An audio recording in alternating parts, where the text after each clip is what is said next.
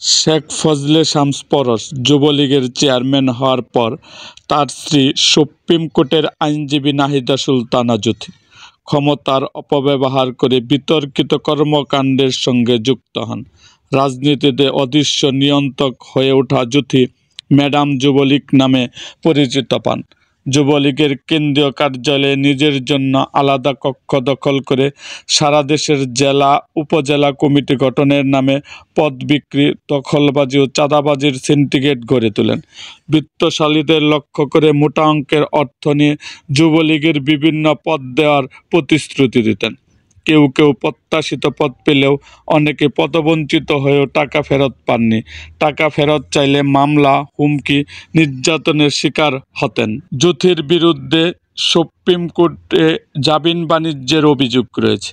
ক্ষমতায় খাটিয়ে আইনজীবী সমিতির সাধারণ সম্পাদক হওয়ার চেষ্টা করেন, যা আদালত পাড়ায় উত্তেজনার সৃষ্টি করে।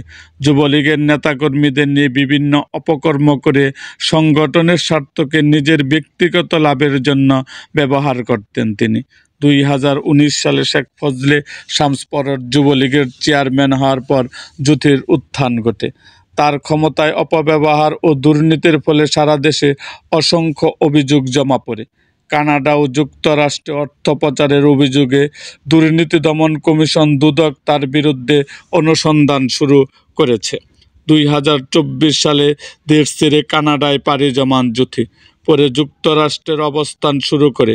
অন্যদিকে শেখ ফজলে শামস পরশ ভারতের মাধ্যমে যুক্তরাষ্ট্রে তার স্ত্রীর কাছে যাওয়ার পরিকল্পনা আছে বলে গোয়েন্দা সূত্রে জানা গেছে।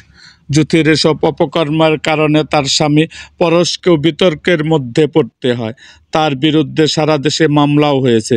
ছাত্র জনতার আন্দোলনের উস্কানির অভিযোগে পরশ ও তার অনুসারে ব্যাপক সমালোচনার মুখে পড়েন। পাবনার মেয়ে জ্যোতি শৈশব কাটে সিরাজগঞ্জের উল্লাপাড়ায়। রাজশাহী বিশ্ববিদ্যালয়ে পড়াশোনা শেষে ঢাকায় এসে তিনি আইন পেশায় যুক্ত হন। ক্ষমতা ও প্রভাব খাটিয়ে তিনি বিতর্কিত কর্মকাণ্ডে নিজেকে জড়িয়েছেন বলে অভিযোগ উঠেছে।